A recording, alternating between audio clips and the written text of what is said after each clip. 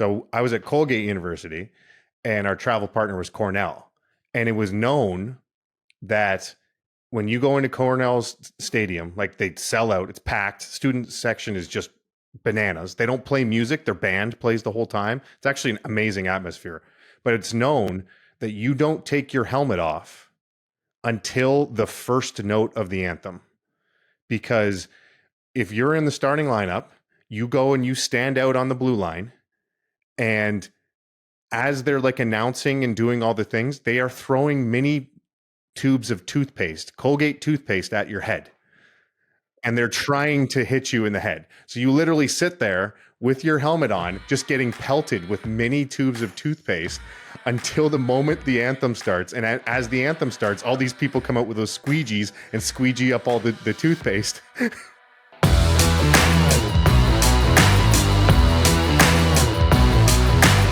Welcome to Drunk Real Estate. Grab a drink and enjoy the show. Hey there, and welcome to episode 36 of Drunk Real Estate. I am Kyle Wilson, Ashley Wilson's husband, and I'm joined with my co-host, Mr. Jay Scott, my other co-host, Mr. AJ Osborne, and we have a very special guest this week. Mauricio's out, so we brought in Alexandra Alvarado from the American Apartment Owners Association. Oh, I almost got it all in there. Hey, Alexandra, how you doing? Hey, I'm good. Yeah, I gave you the longest name and the longest company name altogether, but you almost made it. You practiced and everything, Kyle. I don't know. Well, we brought you on because I heard you had a special announcement to make for us. No, we brought her on because she's awesome, but she also happens to have a special announcement. I like that angle, Jay. Yes, you all were voted the best new real estate podcast for 2023 in our Best of Awards, the American Apartment Owners Association. AJ, where's your award? I'm literally looking around. I'm like, it's around here somewhere. I knew he wouldn't have his, so that's why I didn't say anything. Yes, our magazine, Rent Magazine, we issue out awards every year for a few different categories, and you all were a pretty obvious choice. And so definitely entertaining, informative. We're happy to work with you all and glad to have you in our network. We told all our members about it too, if they didn't already know. So very excited to be on the podcast now that I've, heard so much about it and it's been voted, and I'm like thrilled to meet you all. Tell us more about AAOA. Yeah, so AAOA is an association for landlords. We have about 145,000 landlords in our association right now as members. Started back in 2004. The goal is basically to give landlords and property managers, real estate investors some tools that they can use. So things like tenant screening, legal forms, education is huge. So webinars, courses, the magazine, the newsletter that we have, and we also have a brokerage now as well. So buying and selling rental property is now something we offer too. And then we have partners for other stuff too, like insurance, lenders, and property management software. I mean, basically anything you need, we probably can get you a really good referral. We have a great network, and it's free to join our organization. So definitely check it out if anyone is in the real estate space. I'm assuming a lot of the people listening are. So that's a good place to go if you want to just get some freebies. Yeah, we got a lot of multifamily listeners. So AAOA.com, is that a good guess? That is it. Lots of A's. AAOA. And check out Rent Magazine. I love Rent Magazine, especially through COVID there. It was great. It seemed like you guys were putting out great content, and that's kind of how you got on my radar, was through that time with Rent Magazine. So go and check that out as well. Did you bring a drink along with you, or are you on AJ's side? I am on AJ's hydration H2O homie here, reporting for the podcast. I am staying very hydrated today because, we all need a little more water in our life, but that may change though. AJ, what's in your cup? It's not water, is it? No, it's Diet Coke. So I try to say that I'm being healthy or something, but I'm not. AJ, what's going on with your setup there? You moved your mic arm to the other side. Yeah, I know. I did move my mic. You are so attentive to details. Well, because Look it's at that, blocking Kyle. Ernie. Like the best part of the podcast is your dinosaur in the back, and now we can only see half of him. I have no idea why they blocked Ernie. I thought that was a mask. No, that's a real dinosaur, and someone's That is a super valuable fossil. One of only how many in the world? 7. One of only 7 in the world of those. You're joking. He is not. It's an Ionosaurus, relative to the Triceratops. He's amazing. well, I don't know. It's one of your assistants. Maybe they got to get Stern talking to about that. That's just poor planning, blocking Ernie. Can't block Ernie. That doesn't work. Jay, are you at least drinking today? Well, I am staying hydrated, so I have my. I'm going to try and finish this also throughout the podcast, but that's not stopping me. I am drinking. I'm going with my daily drinker, the Oberon Cab from Napa Valley. I've drank this enough times on this podcast that if anybody out there knows somebody from Oberon, let them know because they should be sending me wine. At this point, I'm just convinced like you put a glass out and you pour it back in the bottle, and that's the same bottle every week that you're just pulling out. There's no way you're drinking that much of the same wine. This isn't. I don't get paid by Oberon, but I will say that for the price, and I think it's like $18 or something. It's like the best $18 bottle of wine out there. We actually invest in like alcohol companies, and you plug this Oberon more than the companies we actually invest in. I'm a little offended. Well, clear rum, no sugar, no carbs. Unfortunately, they are not yet selling in Florida, so I have to wait for them to be down here before I can start drinking them. I think they ship almost countrywide there, Jay. So put your order in. They don't sell at Costco. Or what was the other place? Trader Joe's was your other one? Trader Joe's. All right. Well, I'm actually switching it up. I'm usually a bourbon guy, but someone was like, "Why don't you drink more rye?" So I'm going a little rye this week. First call. It's also from Kentucky though, so I figure it must not have been that far off. Kentucky's the bourbon spot, so go with that. Did you guys bring your Girl Scout cookies? I think it's that. So everybody's looking at me like I'm crazy. It's that time of year. So I think I've purchased about 50 bottles of Girl Scout cookies in the last 2 weeks. Am I the only one? They come in bottles now. If you haven't heard, You're the only one. Bottles of cookies. Did I say bottles? It's in bottles. I've got alcohol in the brain. 50 They're boxes. distilling their cookies these days. It's Well, no, Jay was nice enough to my 8-year-old daughter's a Girl Scout, so she's selling Girl Scout cookies. So Jay put in an order for what'd you get, Jay? Like 10 packages of Girl Scout cookies? 15 boxes. Wow, 15. Yeah. So we really appreciate your support. That's it really helps us out, Jay. So Yeah, my waistline does not appreciate it. maybe I'll get the Dave to put my daughter's link to her page, because you can ship them like countrywide now. You don't just have to go up to your local grocery store and see the girl standing out front to buy them from you. You can just go onto her website. She's got a little video you can watch, thanking you for your support, and you can buy them from there. So Sounds like you're doing your pitch early. that doesn't count. Okay. It's your daughter, right? That's fair game.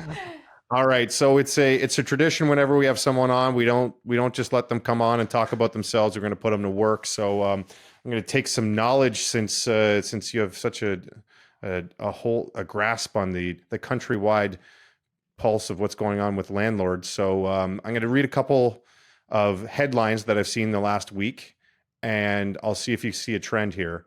So the first headline is resident lives in New York hotel for free for 5 years. And the next headline was tenant from hell lives rent-free in LA luxury home for 540 days and refuses to leave. So I know everyone's been hearing crazy stories like this all over the place, but savvy investors have always known to tread lightly in places like New York, California, because of these pro-tenant laws.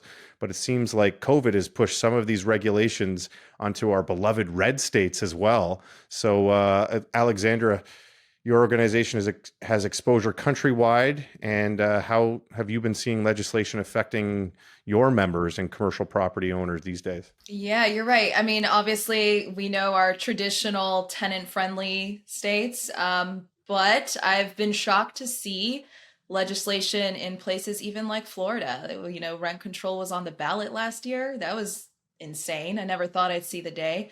Not that it would pass. But I mean, just the fact that it's even making it to be considered is already, kind of crazy. And then just looking at other states, California seems to be like the testing ground for all of these wonderful policies. And then How's that seems testing like, going?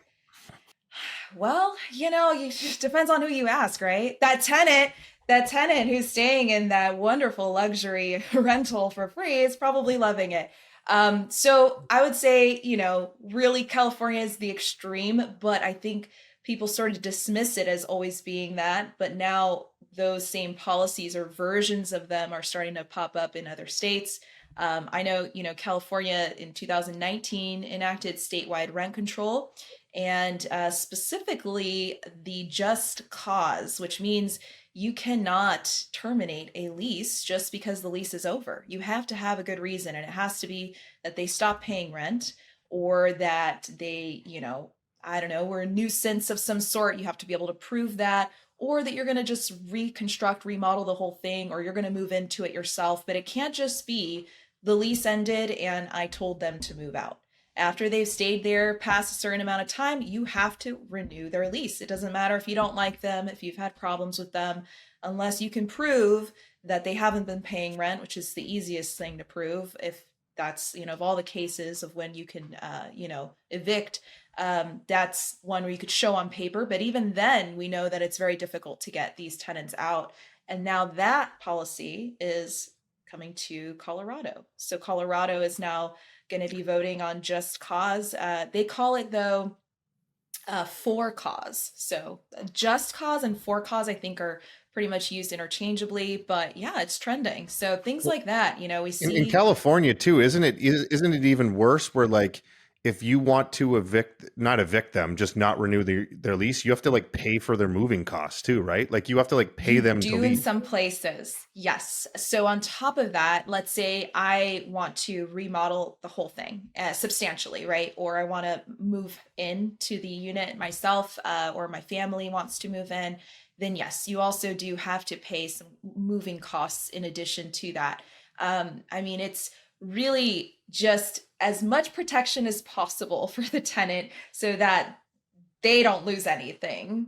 Yeah, I Yeah. saw a case study where they were like, okay, let's say a family is renting a 4-bedroom unit because apparently they tier it based off of how many bedrooms, and then there's special cases, like a special case is just having a kid is one special case. And so if you were a family of 4 living in a 4-bedroom unit, and you'd been there for let's say 10 years, and the owner wanted to say, hey, I want to live in this now. I want you guys to at the end of your lease, I'd like you to leave. The owner would have to pay them $32,000 to ask them to leave, even though their lease has expired. Yeah, especially those rights really come into play at the year mark.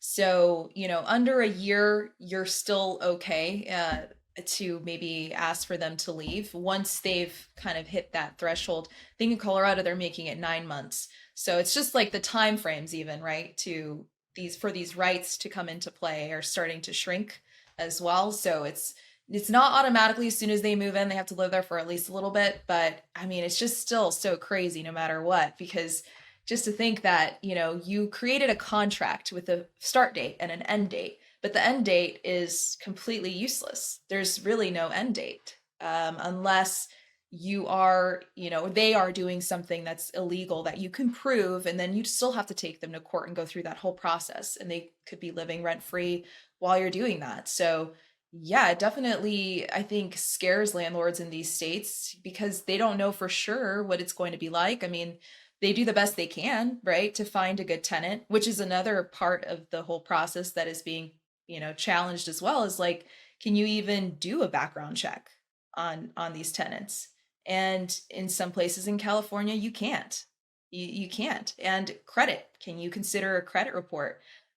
Maybe not. Maybe you are also supposed to be looking at other sources of income, other sources of financial stability if they don't have credit. So just the ability to even screen tenants is also being, challenged as well. So, how do you get good tenants? And then at the end of the lease, hopefully they're good tenants and you can feel okay keeping them, but you don't really have a say in that either. So it's really, difficult for landlords at this time in California specifically, but it's definitely coming to other states as well, unfortunately.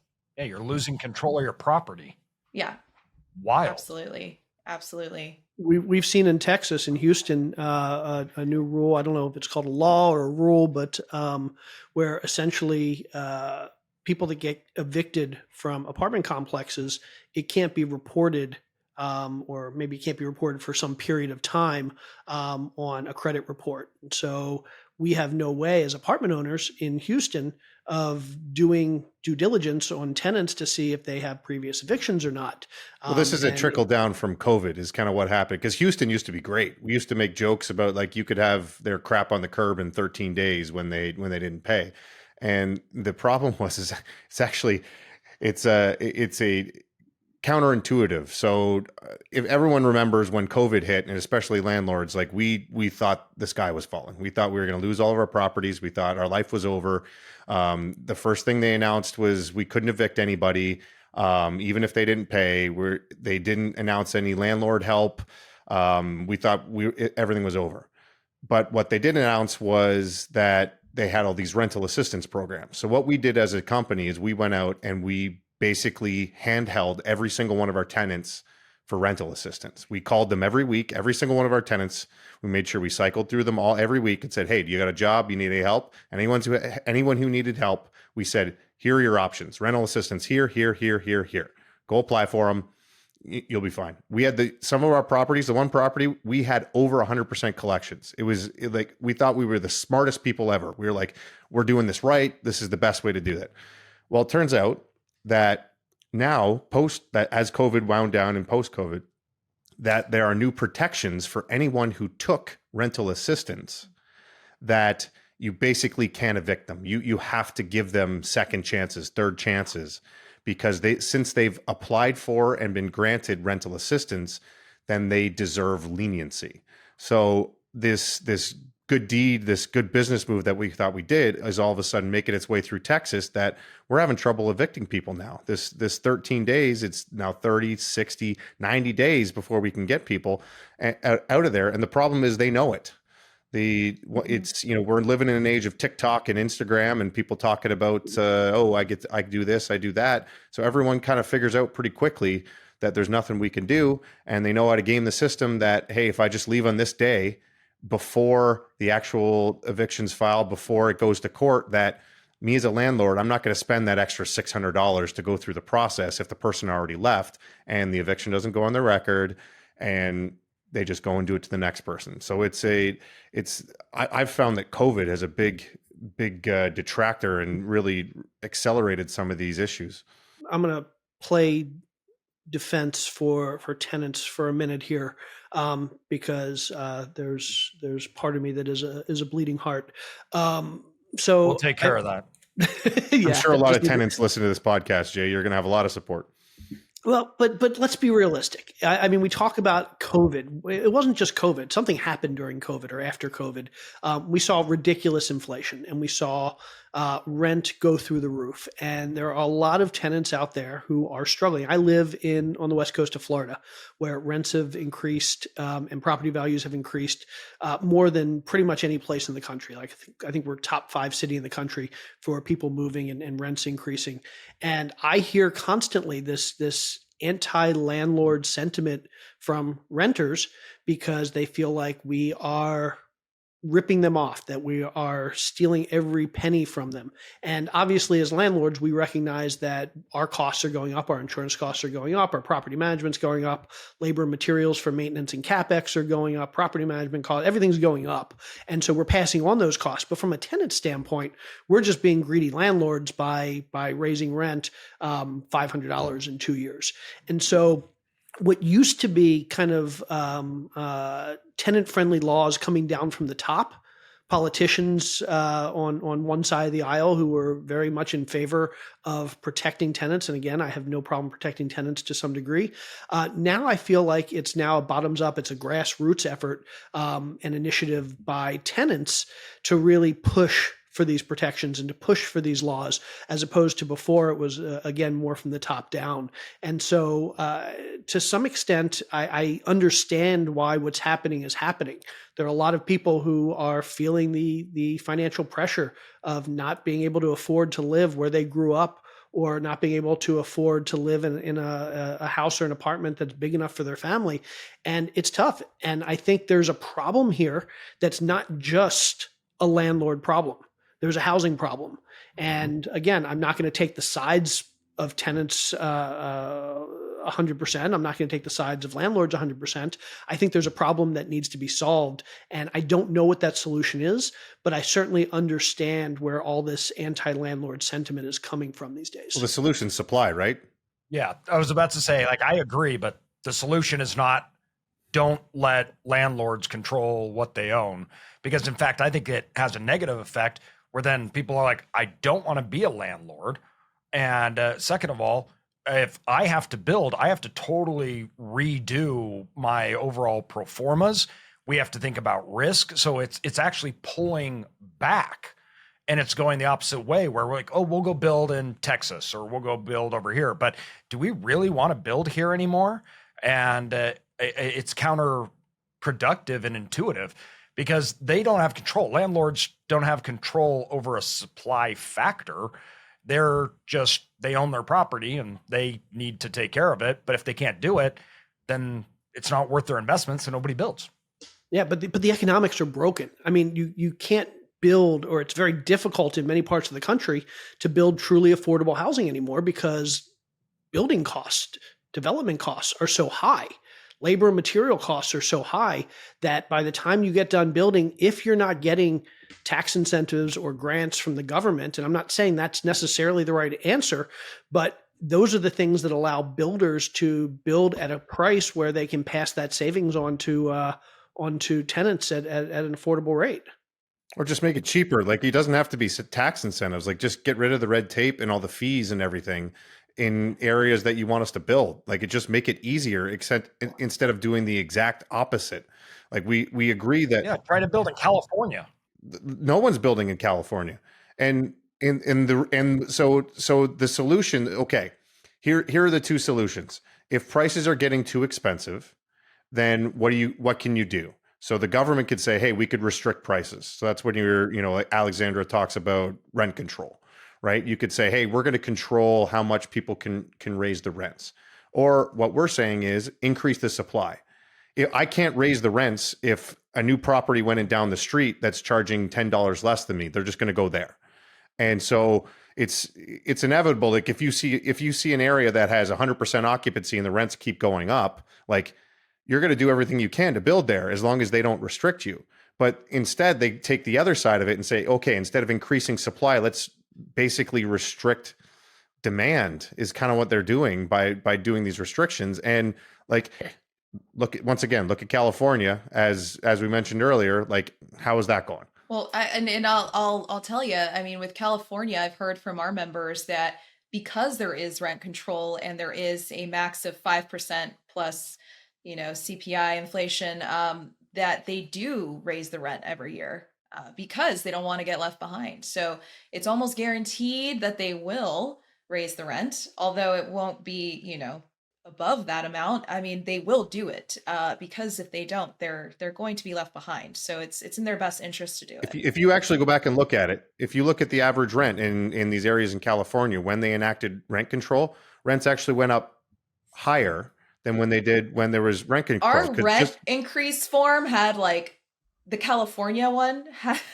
it had like the crazy double-digit percentage increase in uploads after 2020 really is when people started. It was enacted in 2019, but I don't think people started to really understand exactly how it was going to play out until 2020. This was even before the pandemic. They were already looking at, how to raise rent. If I had a great tenant before, then, maybe I wouldn't raise the rents. Maybe I just raise them a little bit. But now I'm worried, hey, like, I got to get these rental raises when I can, which is so I'm going to do it every year. I'm going to do the max that I can. And it's backfired from what it seems like based on the data. Well, too, though, it's not just rents, it's the enter into the market price. Compare building in California to most of the United States. first of all, what the city's going to make you do, the inspections, the time frame, the carry cost on it, and then the quality. And it's insane. It's so much more expensive to put a product out. And the biggest cost, AJ, sorry to cut you off, but the biggest cost you'll find I used to live in California.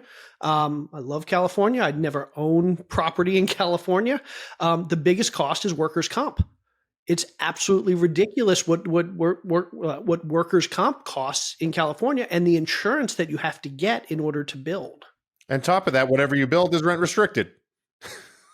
And you got to pay through the roof of taxes. And like, it's just the only way you can make money is if you build to people that can pay more. So all of a sudden you're taking building to people that don't need rent controls, because that's the only place you can make money. I can't build lower end product because the cost and the time frame and then rent restrictions are prohibiting me for entering into a lower market. So I just go straight to the top where I know that people can pay. Then that's the only option. So then people can only live there, and then rent's expensive because you have no lower product that's even coming out. We have 500,000 units coming online this year in the multifamily space. And the vast majority of those units are Class A for that very reason, because that's what people can pay for. That's where the economics of development work. And so, yeah, maybe the people that are renting these $4,000 or $5,000 a month apartments, they're going to see a little bit of softening on rent this year. Great. But they're not the ones that need it. That's the problem. It's the people that need it. There's no inventory coming online in the Class B, Class C parts of you can't market. Build a 30-year-old apartment building. The only thing you could do is build a affordable tax credit, something that's subsidizing those rents, to your point, because if you build a brand new property, you're going to charge as much as you can unless you're restricted in some way. Yeah, and I think, there has been an increase, at least in speaking of like government funding for affordable housing. It's still not really putting a dent in it to make it feasible. I still think for most developers, it still is an easy choice to go for those Class A's. But it's a little bit of a step forward, I suppose. But then those affordable housing type projects also come with other restrictions too. So, going back to California, public housing, it's not just all of the restrictions that we're getting with regular housing. It's like on top of that, you're also having to deal with a lot of additional restrictions on tenant screening and on the eviction process and longer timeframes for that. And so, even if you do get the incentives, it still isn't necessarily going to be the smoothest or the same operations as you would have at a, normal kind of housing development. So yeah, I don't know what, like, I'm with you, Jay. I don't know what the solution is at this point, other than just, having more affordable housing and how to incentivize that at a greater scale, perhaps. But yeah, people are going to spend money. Yeah, people are going to spend money where it makes sense. It just doesn't make sense to do it here. It's to me, we talked about, I brought this up before and I went on a bit of a rant about it. It's like money goes where it's treated best. And so if you make it very lucrative for developers to build properties that are affordable, they will build them. The problem is it's not lucrative enough. And it's, to your point, it's too restricted. Like even after once you build it, like the management on these properties, these affordable housing, like you need like a special property manager who has like training on all these things, who's going to do everything correctly. Cause you got to dot every I and cross every T. They have keeping all of the, the AMIs and keeping, the levels exactly where they're supposed to. And, they have inspections through the wazoo to make sure everything's up to snuff, and all of these restrictions. You just got to make it easier and cheaper, and they will start building it. But government's going to government, and if we're going to give you money, it's going to be with all of these different restrictions, and we're going to do it our way, and we're just not going to do it. We're not we can make more money doing other things, so why would we do it? The crazy thing is in California, they are passing laws that are allowing homeowners to build ADUs, accessory dwelling units. So basically, think of it as you have a house and you have a backyard. Historically, you can't just go and build a shed with some running water in your backyard and electricity and start renting that out. But in California now, they basically are saying you can do that. The problem is that the government, while it's legal, the government isn't supporting owners who are actually trying to do that. There's still restrictions on parking, for example, and restrictions on permitting and things like that, trying to get permits. And so, even though the idea is right, and I think that's a big part of the solution here. It's not necessarily more units or more individual units. It's more accessory units. I mean, we're talking about doing that here in Florida, basically allowing owners to build accessory units that they can then rent out. And so I think that will go a long way towards increasing the inventory. Will it solve the problem? I don't know. Will it create other problems? I don't know. I mean, we often talk about that unintended consequences that we have whenever we try and implement good legislation. And maybe this is another example. But I think relaxing the permitting and the zoning for ADUs is a big step. That's a slippery slope, though, in my opinion. Like it's one of those like zoning's there, and it's something that's kind of been accepted, and to just go in and force it, and the reason, like you mentioned, like, oh, the parking and the permits and all these issues, the reasons it's an issue is because at the state level they passed it, right? At the state level they say, hey, everyone can build an ADU. But then you're going into these municipalities and these smaller cities, and the cities are like, listen, like we have really nice neighborhoods here. We don't want all of a sudden just these random buildings just being built right on property lines overlooking like a nice neighborhood. And so at the smaller level, they could put, okay, yeah, you can build it, but it has to have 10 feet setbacks, and it has to have 2 extra parking spots, and it can't be above this high. And they can implement their own restrictions. And like I don't necessarily disagree with them. There's obviously a balance between the two where, okay, we need to help out the issue, but to just force this upon neighborhoods and say, hey, you have to allow this, I think that's kind of not right. So what's your solution? So if is it the government giving tax credits and grants and other free money to developers to make it more affordable for developers to build more housing? Yeah, just do a better job of it. Yeah, first of all, if you put up housing, what's the percentage? I thought I was reading somewhere that it's somewhere like 15 to 30% has to do with simply government regulations, approval, everything else of the cost. For me, I'm like, if you should just be absolutely mowing everything over to get units out of the ground, and you should make it like immediately like approval. You should just be zoning land. You should zone tons of it and open it up. And then you should just cut the red tape so you can drop the entry price, right, overall, and two, the time, that carrying cost, that everything else, and that risk. And then you mentioned workers' comp, things like that. All of these soft costs that developers have now taken on, where it's a huge thing. It used to be that hard cost was, that was it. Where today, soft cost, especially associated with that's a huge piece, really, really big piece. It's not just materials anymore. And I think that the government has control over those things. They know what their permits are. They know how much time it takes. They know, cut it all, cut the tape. You want them to build it, allow people to build. And pay them to do it. Like, if all of a sudden you're paying developers more money to build these than they're going to make building traditional housing, they're going to do it. Like, it's not that hard. It's just make it easy and pay them a lot of money. Like, it's incentives. You're exactly right. You make it easy, they'll do it. Yeah. But you're right. It does come down to the NIMBYs, the not in my backyard, movement of these municipalities. I was actually pulling up a story that I read last week.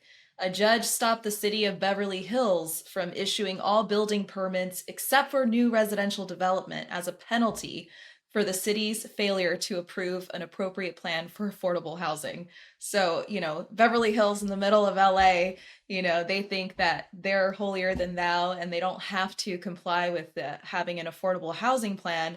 And they are being stopped here from issuing permits. But these are the types of cities, too, that they are trying to really protect their image, their facade. And some of that may have to be sacrificed in the good of having more housing. But I also see the perspective of you want control over your home, you want control over your neighborhood, right? You bought it with a certain expectation. Um, but I don't know. It's tough. I'm just playing devil's advocate there a little bit, but it is tough to go in and just say, this is going to be completely different than it's been, especially for cities like that where, they really, really are trying to keep the regulars out of their city. I mean, it's crazy because we do have a mechanism in this country for incentivizing business owners to do the things that the government wants them to do, and it's codifying benefits into tax law. Um, and we, in this country, we like housing developers, we like landlords, and so we give a lot of tax breaks to real estate owners. They get depreciation, they get bonus depreciation, they get cost segregation, they get all of these benefits of owning real estate because the government wants to encourage that. Unfortunately, when it comes to affordable housing, it's more of an unlevel playing field. Basically, the government says, yeah, we're willing to give tax breaks, whether it's state level or federal level, for developers who want to build affordable housing, but we're going to make you compete for it. And at the end of the day, it ends up being the big developers with the best connections who get those tax breaks. Kyle and I have looked in the past at building affordable housing in several states. And basically what we found is that the best incentives for building affordable housing were tremendously competitive. Like, it would take us a year to even apply. We probably wouldn't get them because other developers would be in line ahead of us and would know more people and could pull more strings.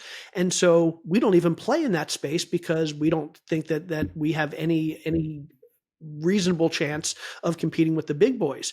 If the government were instead to codify in law that any developer could get certain tax breaks for building affordable housing in certain areas, we'd be a lot more inclined to do it. I imagine a lot of other developers would be more inclined to do it, but they haven't done that. And it's so complicated too. Like it's not like they just give you money. Like you have to get these tax credits, and then you got to turn around and sell the tax credits to the bank in order to get the money to do your development. And it's like it's not an easy process. Like you basically have to go to school to figure out how to do this. It's like if you're a developer and you're like, hey, I'm just going to start building light tech housing. It's not like you could just be like show up at the county house and be like, hey, can I get some tax credits? And they're like, sure. No, it is a long, drawn out, complicated process. You need a lot, even though like you could eventually, if you do it correctly, you could get them to fund most of the property or even all of it yourself. So if you stack, tax credits and, what's the pilot programs and things like that, but you need to front all that money. It's a lot of upfront work, a lot of upfront time and effort. And it's just, once you put it down on the back of a napkin, then other projects just are more lucrative and less risky. So like why most people aren't going to do it unless, to Jay's point, you've been doing it forever, you're a big shop and you know what you're doing. It's red tape on top of red tape. It's so complex, this stuff is, and complexity equals expensive. Means you have to have attorneys, you have to have time, you have to have operating costs, you have to have employees, you have to have once again, it's so difficult to not only build these days multifamily or housing period, but it is also getting more and more risky because of the controlled caps. And so it's just owning and operating them even is getting harder in a lot of these places. And so it's an incentive game, right? It's an incentive game. What we have to do to get is worse. Yeah, and speaking of incentives, it's the same way for landlords. I mean, I was doing some research for the show, and I was reading that in Massachusetts, they passed a bill back in 2018 or 19, I think, and I haven't verified this, but I have no reason to believe this wasn't true, that landlords are now required to hold security deposits they're required to pay back security deposits with a minimum of 5% per year interest. Mm-hmm. And this law was passed in 2018 or 19, back when you couldn't get 5% interest from some risk-free investment. You couldn't put it in a savings account or a treasury bond and get 5%. So basically, landlords, the more security deposit they collected to protect themselves, the more money they'd be out when they had to return that at the end. And so, I mean, these laws are just ridiculous. And again, I think whoever proposed this law, whoever drew up this law in the state house, probably had good intentions. They were probably honestly trying to help tenants and keep landlords from being scum, because we know there are plenty of scummy landlords out there. Maybe not the majority of them, but there are some, and they give us a bad reputation. And I have to imagine there are people in Congress, people in state governments who are really trying to do the right thing, but they're not real estate investors, and they don't get the fact that these laws that they pass don't help. At the end of the day, and again, we've talked about this, unintended consequences. They cause things that happen that make it even worse for tenants, worse for landlords, and landlords less likely to actually go out and try and buy more property and help more tenants. But the more complex it gets too, the scummier landlords are going to be. Because if I'm a landlord and it's so complex, I'm going to start cutting corners. Why? Because I can't afford anymore. And two, I'm tired of it. I'm losing control over my property. So if you're telling me that I can't kick a tenant out because when their lease is up, unless it's cause, all of a sudden, guess what? I'm going to make their life miserable until they give me cause. Why? Because I want them out, right? So instead of just having a normal situation where your lease is over and I get out, now I'm going to have to do things. And so you start going into the complexity of it. It's just, I if you think about it that way, that's a really good point, because really that could even increase evictions, right? Normally I would wait for the lease to terminate on its own, and then I'd be like, we're not going to renew, sorry. And then I find someone else, that person now doesn't have an eviction on their record. But now if they're going to stay, I'm going to look for a way, if I'm a scummy landlord, to make it a case that they did, and that I will then take them to court and evict them then, because that's the only way to get them out. So I would imagine evictions might actually increase from a law like that over time if, they're not able to just wait for the lease to terminate. Because that's what I used to hear a lot, I'm having, people call us, they say we're having problems with tenants. The first question we ask is, are you on a month-to-month or annual? Are you going to renew? Well, the first question we ask is what state you're in. And then if they're in a state that doesn't have this, then that's the next question, right? Because then if it's only a couple more months, at that point, you're like, okay, wait for the lease to terminate. They can move out, and then at that point, if they don't leave, you can evict. But normally, they'll leave at that point. It is more likely that they'll leave than with this just cause. You're not allowed to ask them to leave. So it really is sort of counterintuitive, some of these laws, and what they're the intent is so good, but the consequence of it is just something else. I think that people who are in these positions making these laws, they don't understand the consequences of them always. And we don't see that until years after these pieces of legislation have passed. So we won't really know for sure for a while what the effects of this are going to be, but we can kind of already start to see that it is, not really having the intended benefit that they wanted. The more control you take away, the more extreme it gets. Mm-hmm. And I think this is where we're at right now in the United States, and especially we're seeing it in these states, is that each side is getting more and more extreme. And the reason being is because that's the situation. It's so tight. We're arguing over like what they're doing. They're putting rules on top of rules because we have these adverse consequences. So now we're coming in and we're doing this. And then landlords are like, well, now I'm not going to do that. And it's become this massive fight where it feels like each party is trying to struggle to even make it work. And it shouldn't be like that. It shouldn't. It should be, frankly, a lot easier, and they should be working together. Where I think in these states, they're not working together at all, and they're outright fighting each other, and that only hurts tenants. Only hurts tenants. Well, am I going to really spend that much money on tenant experience if I'm capped at how much I'm going to rent, and I know that person's not going to leave because they're so protected? I'm going to do the bare minimum. I'm going to make sure that they have a clean, safe apartment, and that's it. That's as far as I'm going to go, because it doesn't matter what I do. My rent's going to go up the same amount because it's capped, and they're not going to leave because the moment they leave, they're going to have to pay more somewhere else, and they know that I can't kick them out, so I'm going to do the bare minimum. So it ruins their experience, it ruins my experience, and nobody wins because no one's going to come in there and build more to put any competition so that the prices stay stable. The prices are just going to keep going up unless they're restricted, and everyone loses. Well, to that point, I mean, California is proposing a bill now where they're going to make it so that landlords are required to accept pets. Now, talking about like, what are you going to do if you're a landlord? you're not going to renovate nice houses. You're gonna keep your houses basically low end materials because you know that you might be forced to have pets in your units that are going to end up destroying the flooring and destroying the walls and all these Where other are you going things. to live if you're allergic to dogs or cats? Yeah, and that's the other thing. I mean, there's just very practical things that this is going to impact. Yeah, not to mention insurance costs too for having pets.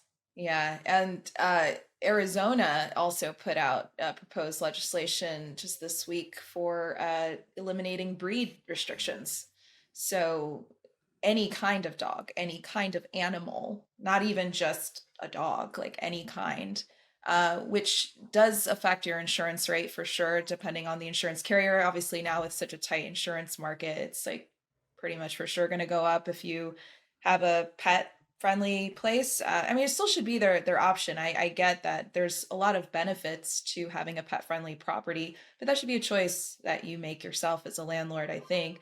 The breed restriction one is just really dumb because then if they still allow you to ban pets, so if I can't restrict breeds, but I might have allowed, a little Chihuahua, now I'm not going to allow anything. So that one's definitely going to backfire. I don't see how that's going to help anyone. The California one is interesting because that's just any dog, any breed, they all have to be accepted, which is wild. I don't know. Even for California, it seems a little crazy to me, but we'll see. I mean, I'm always surprised by California, or not surprised. I don't know. Well, you look at it though, but look at Texas. They have rents, housing cost, everything cheaper. So everybody's flocking there. Well, why is it cheaper? You go to Houston, you can build whatever you want, whenever you want, however you want. Doesn't even matter. You want to set an oil rig up next to your neighbor's house, go for it. Starting to change. Starting to change. But traditionally, right, you have Dallas. You know why? Well, you know why it's starting to change? Who's moving in, Jay? Who's moving in? Yeah, exactly. That's exactly right.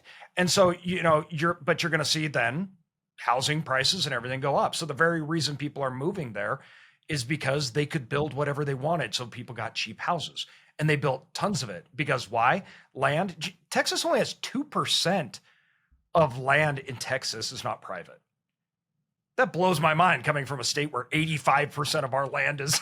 Okay, but to defend some of these other cities, a lot of these cities, like if you look New York City, why is New York City such a problem? Well, because they do have an issue with their landlocked. Like you can't go outside of the island if you're talking about Manhattan. Like so they have to get a little bit more creative versus someone like Houston. Like basically, you can't afford to live here. You're just gonna have to drive farther to work. Like you're gonna, you might have to make your commute 45 minutes. Or in our case, like I live in Philly, like a lot of people drive over an hour to get to work. And that's just a normal thing here. So when people say like, oh, Beverly Hills, like you got to build affordable housing. I'm like, well, just build affordable housing farther away because that's what everyone does here. They just drive an hour and a half to get into Beverly Hills to go to work. But so there are issues with these cities that have become landlocked, but in my opinion, it's just like anything else. It's supply and demand, and a place like that, eventually it's going to become unaffordable. And we've already seen the shift with work from home. There's a lot more work from home jobs. People are just going to start moving out, and they have. And that's why you're seeing places like Houston say such population growth, because you can go somewhere affordable. You might have to drive a half hour, but if you're working from home 2 days a week, yeah, you don't really care as much, and your housing costs are half as much. So it's going to eventually hit that place. It's just going to be sad along the way. Before we wrap up this conversation, I do want to point out that there are some good laws out there. So I was reading in my research that Arkansas has this awesome law where 6 females cannot live in the same household. So if you are parents and you have 6 daughters, between the mother and the 6 daughters, you are now breaking the law. What is it? Is it 4 males? Because there's like you should restrict more males than females for sure. What I read was it was a way to prevent ad hoc brothels a long time ago. Oh, but so don't move to Arkansas if you've got a bunch of girls and women in your family. Yeah, I tell you what, I'd rather have 6 girls living together on one of my properties than 6 guys. That 10 times out of 10. 100%. your property will not stand for long if you have 6 guys. Well, you brought up Arkansas there, Jay. So let's wrap this up. And I thought I'd do a little pseudo top 10 here, but we were talking about, we obviously shit on California quite a bit there, but they're just kind of the poster child. They're not the only. Let's be clear. I lived in California for a decade. I love California, but I would never own property there. I don't think any California politicians listen to this podcast, Jay. So I think you're fine. And he doesn't live there now. For some reason, he moved to a red state. No, I just don't like people shitting on California because it is a wonderful state in so many ways, and it's such a pretty state, and the people are awesome. Just the politicians are not. Yes. I'm a California girl myself, so I'll put that out there as well. Love it still here, as much as I also kind of shit on it, but I'm there next week. So Okay, well, we're always well, there. California is not the only one. So I'm going to go through a quick list of basically places to avoid if you're investing. And so at the top of the list is Vermont. Let me go through the reasoning before this. This is actually from Rent Cafe. If you're Grant Cardone or Donald Trump, isn't the top state New York? Well, New York might be sneaking up there, or you don't want to incorporate in Delaware anymore either. And apparently, the Delaware courts aren't the place to be. But it was really difficult when I was trying to find landlord versus or landlord friendly states.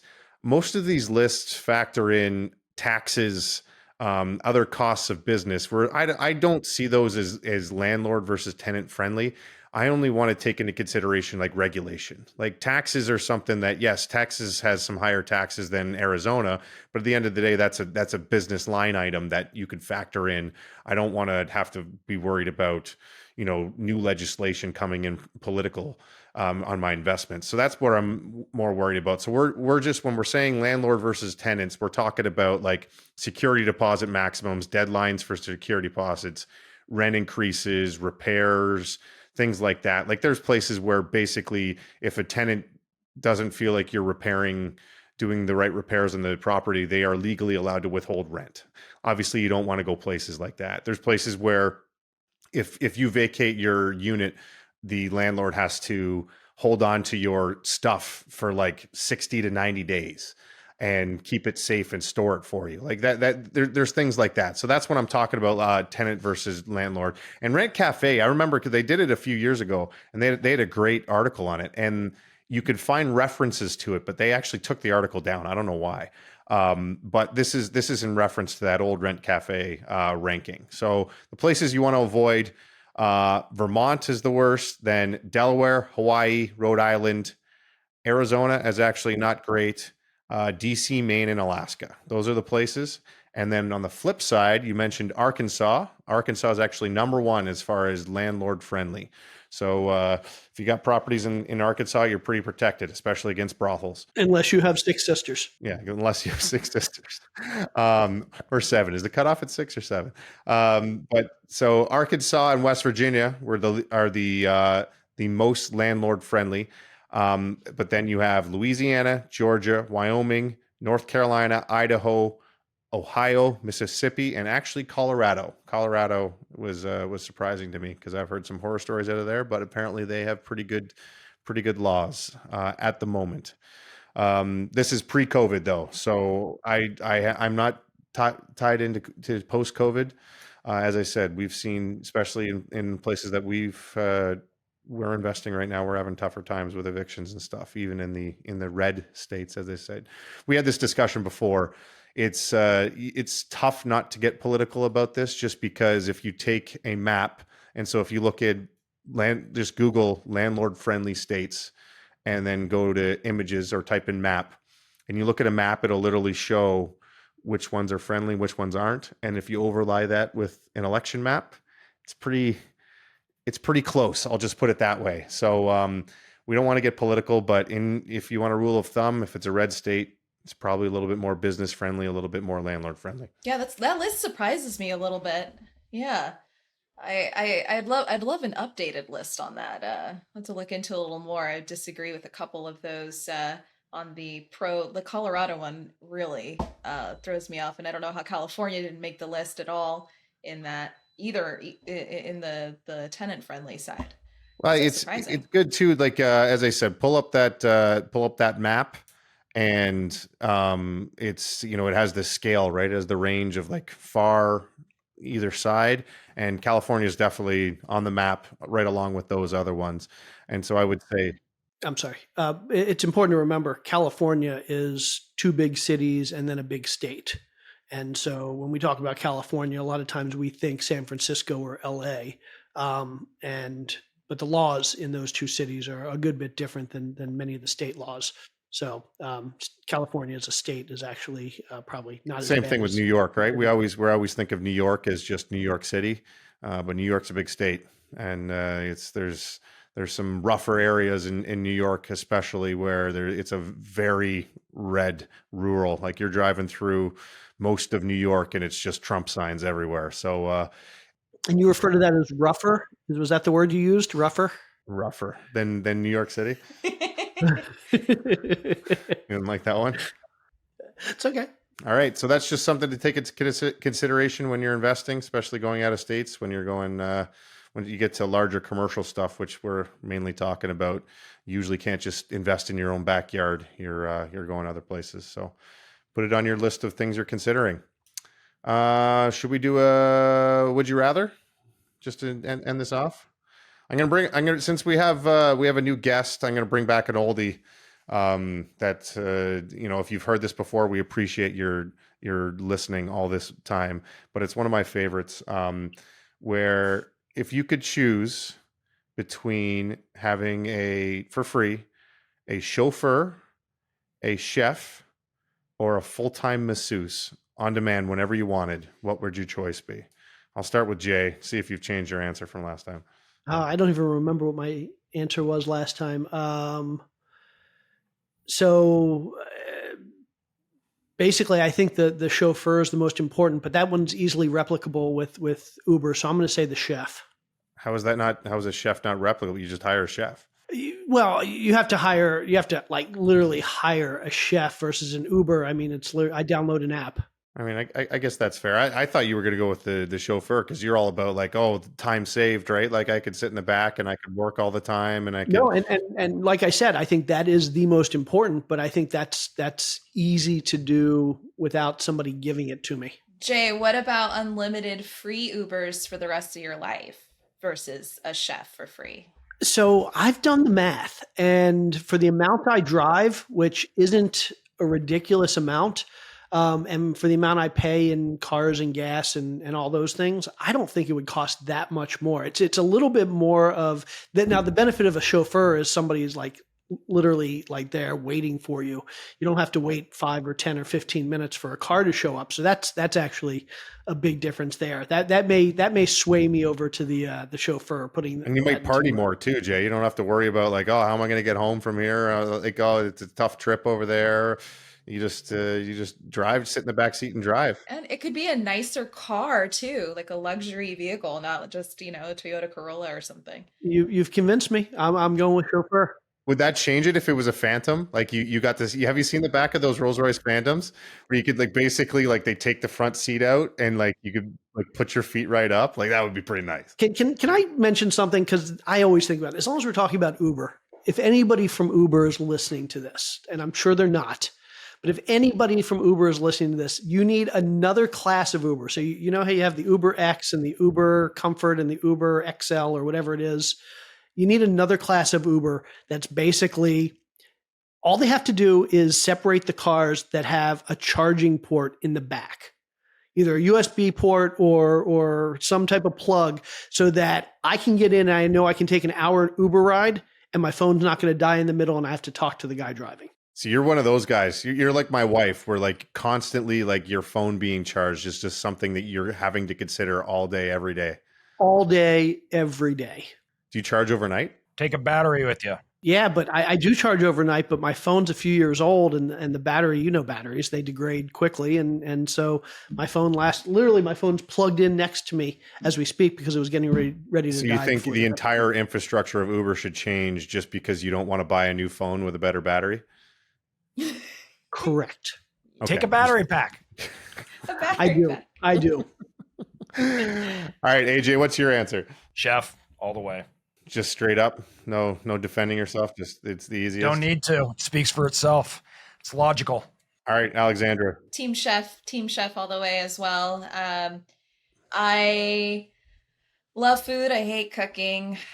And it'd be nice to have someone also kind of cook exactly what would be like my preference and my like dietary, like, everything dialed in perfectly. And I don't even have to think about it. And it's delicious and it's exactly what I want every time. And I can make up my mind that day what I want and they'll just go and make it. Like I have to work with what I have in my fridge. Who knows what's in there? Okay, I think I've been convinced back. It's logical. I feel like there's good arguments either way. Wait, what was the third one that none of us picked? Masseuse. That's a good one too, though. I know there's some people who love their massages and think like the first thing that happens when you get up in the morning. But I eat 3 times a day. Exactly. While you're working, I could be sitting here doing the podcast and a masseuse would just be behind me, just working my shoulders and just, I did buy a massage chair. I have a massage chair, like one of those ones that's like a pod and you recline into it and it feels pretty good. It's pretty good. I mean, I use it like a couple times a day. It's my masseuse, I guess, but it's not as good as the person. There's no like you don't feel guilty or anything. Like it's just there. It's just for you at any time. You could be like, oh, like 10 minutes. Just give me a 10-minute work on my calves right now. They're a little bit tight. Like it would be pretty nice. I don't know. It would be nice. I agree. But I mean, compared to a chef 3 times a day eating well, good food, expensive food. I mean, Wait a second, will the chauffeur drive my kids to school without me? Yeah, of course. Ooh. oh, That's an hour of my day. okay. Hold the phone. Whoa. Will they drive my kids anywhere I want? Yeah, like gymnastics. That'd be great. Done. Over. That I'm getting the car. That's it.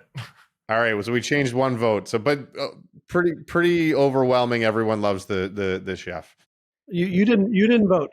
I like to be a dissenting vote, so I'm just gonna vote massage just to say it, even though that's not really what I want. All right, let's get some plugs. We'll start with Jay. Jay, you got anything to plug? Oh, come back to me. Yeah, I'm sorry. I should have learned my lesson. Never start with you. AJ, what do you got to plug? I would plug our storage event, which I skipped my own storage event, by the way, to be here. I did notice that because I sat in your storage event for a little while, and then I was looking at the time. I'm like, this goes till 8:00, and our thing starts at 7:30. AJ must be cutting out early. Oh yeah, I ditched him. I straight up left my own event. Over 5,000 people, and I was like, I'm out. So I came here to be with you guys. You had some heavy hitters there. They can take care of themselves. They're fine. Exactly. They're big boys and girls. Good. They should be able to do it. So I would plug that, but obviously this is going to come out and some people wouldn't know. So instead, let's do the. I did the newsletter last week. I can't do that one again. You just did. Go ahead. Keep going. Yeah, I can't plug this. I can't plug that. I'll stick with that. We'll stick with that. The newsletter. Check it out, everybody. It's awesome. Yeah. So I can't plug my wife on Instagram, Badass Investor. I can't plug our conferenceconnect.com for checking out conferences. If you're a speaker or an organizer, like go check it out. I can't plug that. So I don't know what I'm going to plug. You can't plug Clear. Jade, you got one? Yeah. So I'm gonna plug Apartment Addicts. So our multifamily coaching program. Ash and I are relaunching this week our program, and it is super awesome. So go check out apartmentaddicts.com. Actually, I think years back, you guys might have gotten another award for that from the AAOA too. So we did.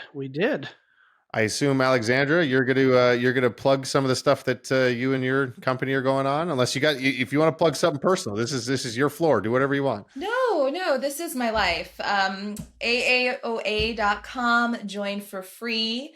If you need good tenant screening, we're an excellent choice. Any legal forms you need in any state, we will have those ready for you to customize. So I would say just those tools alone already are a great reason to use us, but a lot of the free resources are pretty amazing too. So just, again, the newsletter, Rent Magazine. Once you join, though, you're like in the know. You're going to start getting emails and really up to date on what we have. So that's the best step to take, is just join for free, and then you'll get to know about all the good stuff and hopefully get into our community. And I hope you all will take advantage of it. I feel like we just give away so much for free, and not enough people know about it. That's always my goal. I got to tell more people we got free stuff. If people want to follow you personally, where can they follow you? Personally, LinkedIn, I guess. I as much as I do marketing for AAOA myself, like my own brand needs some work. LinkedIn is there. If you want to check me out, just look me up, Alexandra Alvarado, and be happy to give you the link. But I mean, I don't know. I don't really interact with people too much on LinkedIn. I know you all are great at it though, so I got to get on your level. But if you want to reach out, that's a great way. Your company would be good to hear about that. Oh, I never go on LinkedIn. I never do anything. They're like, oh, she's staying. We got her. I think other people do that. Also, I don't know if email is a good one to drop, but Alexandra at aaoa.com. All the A's in the email. If you want to reach out to me that way, I always respond to email. That's for sure. Yeah, if it was just your first and last name, you would be AA at aaoa.com. That would have been a fun one. I got one question. You said tenant screening. I've always wanted to know this. Do you think AI is going to be screening tenants soon? Oh, that's a great question. And I think there will be some regulation in place that won't allow it. I think there will be something that will definitely get in the way of that, more than just the tech or usability side. I think that would work. It's more of a regulatory issue. But certainly tech has really helped us to make the process as easy as possible. Really, like I said, the issues are all regulatory. It's these places that are restricting how or what information we're using. So I wouldn't be surprised if AI solves it, but then, we have lawmakers saying that they're not allowed to use it. So we'll have to see how that plays out. I'm curious, but surely it could help. It has the potential to help.